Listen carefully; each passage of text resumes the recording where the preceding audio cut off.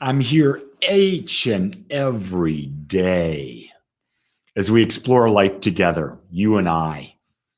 Just you and I. It's a relationship, just one on one between the two of us. We're having a conversation. And today I ask the question, are you truly alive? Yeah, are you truly alive?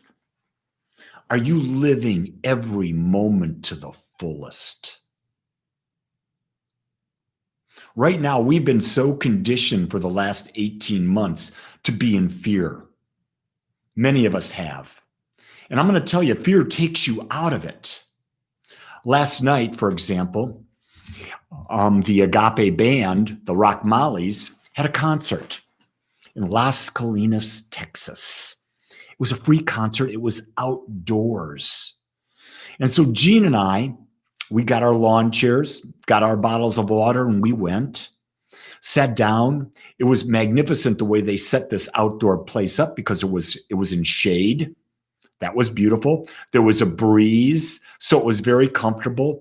And there we were in front row, listening to great rock and roll for 2.5 hours. Well, 2.5 hours of music. We were there for 3.5 hours. We had a magnificent time. Because when you're in the vibration of live music, for me, oh my God, there is nothing better. You're alive. You're fully feeling that music. And I think we forget that that's why we're here. We're here to experience everything to the fullest. And that means on both sides of the spectrum, the yin and the yang, the good and the bad, the happy and the sad. You see, life is about full experience because you can't have experience unless it's full. And full means the possibility of both sides. You see, I don't want you to think that I believe that fear is bad. I think fear is a natural thing. But I think if we let fear take over, we lose our life. We lose our life. What are we afraid of? What are we fearful of?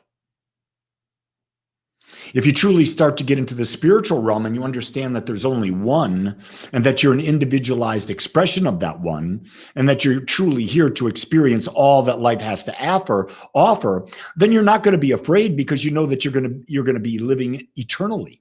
You know, someone asked me and said, well, what if you don't live eternally, Lee? What if this idea that you have about a soul that's constantly expressing and experiencing more of the infinite, what if it doesn't really exist? Well, then what's my other choice? I die and I don't exist. Is that bad? I don't exist.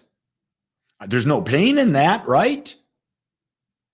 So those are my possibilities. I don't even entertain the possibility of a heaven and hell. I don't even entertain that because that's absolutely ridiculous. Absolutely ridiculous that there's a heaven and hell. That's a man-made construct out of ego to use fear to control. Do you get that? It's a man-made construct. And when I say man, I'm talking about men. I'm not talking about women. I'm not talking about humankind. Men made that up because men, people in power, understand fear is the greatest tool we have to control people.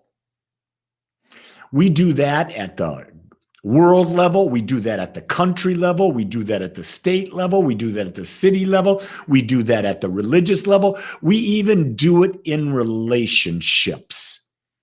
If you don't give me what I want, then I'll leave you. If you don't give me what I want, I'll make your life miserable. You ever been a part of that? I'm sure you have. I'm sure you have. It's just part of the way things are. We're not here to fear. We're here to live. I don't know about you, but life's too short. It's too short. And here's a key thing. When the more mature you get in chronicle number of years, you realize how fast it goes by. I don't have time to waste life. That's why I was a minute late getting on today. I was there writing up my new bio that I'm going to put in the book that I'm going to get published. Yeah, I wanted my bio to really reflect the most current Lee, because I think it's important that I reflect the most current Lee in any moment, because the past Lee doesn't exist. Just hear what I said. The past Lee doesn't exist. Only the current Lee. And that's true for you. Do you get that? The old Kimberly, Melinda, Nicole, Jean, Bond, or Lyle, or Mika, or Annette. The old you doesn't exist anymore. You woke up today, which means you've got the ability to be a completely different person. Question is, what are you going to choose? What are you going to choose today? I know. It's great, isn't it? And you can choose anything you want. Here's a key thing. You can choose, but there are always consequences. There's always, and it's not a judgment consequence. It's just the law. It's a law of cause and effect. It gives you what you put out. If you try to run across a highway where cars are going 65 miles an hour and it's really, really, really busy, and say, I'm free to run across that highway. Well, you're free to run across that highway and you're free to get hit too. You got to be smart about your choices. Does that make sense? You are in a physical body and you can die, and no one cares whether you die or not. I want to bring that up. There's no God out there caring if you live or die, because it doesn't. If God cared, it wouldn't be a God. It would be a being, a supreme being. And there's no such thing as a supreme being. That's just man creating an anthropomorphic image of itself. And that's what humans have done for years and years and years, because they couldn't understand beyond an image of a human. They couldn't understand what is consciousness, what is infinite consciousness. And how can I be a part of that infinite consciousness? Because I am. I'm an individualized point of consciousness, as are you. And think about that. If it's infinite, if consciousness is infinite, which I believe it is, then I'm forever, ever got the opportunity to unfold what is it like. Because how do you ever understand or experience all that is? It's impossible. That's why I think life is eternal. What do you guys got going on out there? Is there anything that's bothering you? Is there anything that you have a deep fear of? Is there something you want to talk about today? Put it in the comments. I'd love to chit chat with you. I just started off giving you some food for thought. But after that, this is for you. This is for you to question. I don't have any answers. I got questions. I got ideas. I love sharing ideas, because when I share ideas, it actually opens me up to question and to become more. And one of the things that I understand is the more you learn something, the greatest way to embody it is to start teaching it, to talk about it. And when you do that, you expand. Not only do the people around you expand, but you do. Merlinda says, I fear death. So glad I came here today. Let me talk to you a little bit about that, Merlinda. Here's what I believe. I believe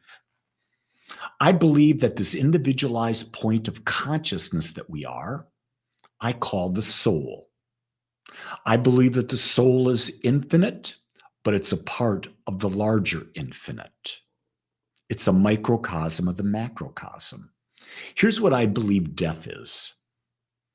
When the body is no longer, body and the ego, the mind, are no longer serving the soul's ability to grow, advance, and experience, the soul releases the body so it can go on with its journey. And what's the journey? It's about experiencing life. It's a journey of self-discovery. It's a journey about personal awareness. And when we get locked in, and you can see this in people that are older, they stop questioning, they stop going out, they give in fear, they sit around, watch TV, whether it's CNN or Fox News, all day long, all day long, all day long. They don't try anything new. They have no juice in them. They're not trying for anything. Well, the soul says, wait a second. This is not a greater experience. Time to check out. Don't need this. Need a new life. Need a new dimension to experience life. That's what I think about that. So don't fear death. Here's what I know is I have a bigger fear about losing someone I love, because in the physical world, I will miss their presence. In the spiritual realm, I know that they'll be fine. Tracy Lynn says, kind of like reincarnation, I guess, but I don't know that you come back to this plane. Think about this. If the universe is infinite, there must be infinite dimensions, not just this one. So it's actually, Tracy Lynn, we could really go down a rabbit hole here, because we could be living infinite lifetimes as an individualized expression right now. So if you ever do a past life regression where you're hypnotized and you go back and you live your past life, how do you know it was in the past? How do you know it wasn't a concurrent life? Woo! That's incredible. Rashmi, good to see you. I haven't heard from you in forever. Let me just say to all my Dallas peeps, September 19th, we're going back to weekly in person, and we're at the Hyatt Regency at Stonebriar Mall. John Smith says, what's? I don't know what what's means. My friend Bond in Lebanon says, political fear. What's happening here in Lebanon? Blood for oil. Bless you. The greed of humanity is absolutely incredible, isn't it? And maybe that's why the world is in such a state of chaos. Maybe it's trying to wake us up, because we bought into the greed, because we've not spoken out against it in ways that we have the availability. We don't want to lose our comforts. We don't want to be the stimulus for change. Change is required. We can't go on the way we've been going on. I think everything in the universe is telling us that right now. So where can you change? Within yourself. That's the only place you can start. Self-discovery, personal awareness.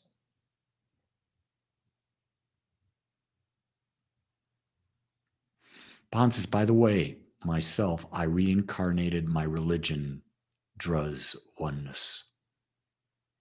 I'm not sure what you mean. I'm not sure what you mean.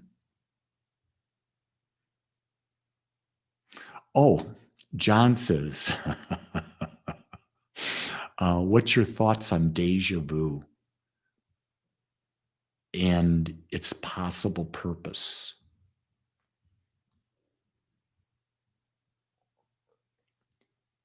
Deja vu just means awareness. Think about this. So we might go down a little rabbit hole today. I'm going to probably go a little longer than I am going a little longer than I normally do. But I believe there's an infinite mind. Call it consciousness, infinite consciousness. There's an infinite mind. And that my mind is a part of that infinite mind. But because of my ego, it's like I've got a flashlight with a narrow beam, and I'm in a really, really huge warehouse that's dark. And wherever I shine that flashlight, that's all I see. That's what my ego's doing, okay? So maybe deja vu is that your awareness opens up in a way that you see something that's always been there, because quantum physics says everything exists everywhere, all at the same time, but it depends on how we focus. So it's always about focus. It's always about perspective. I think deja vu could be there to wake you up that there's more than what you think. There's more than this linear timeline that we're experiencing. I think that's what deja vu is a part of. But do I know? Hell no. I'm giving you my guess. Here's the thing. No one knows. It's a guess. Oh, I didn't know that Druz is a religion. I'll have to check that out, Bond. I have to check that out.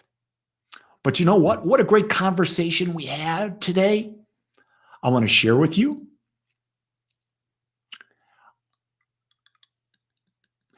If you're not meditating with me, 7 a.m. Central Time, I do meditation every morning.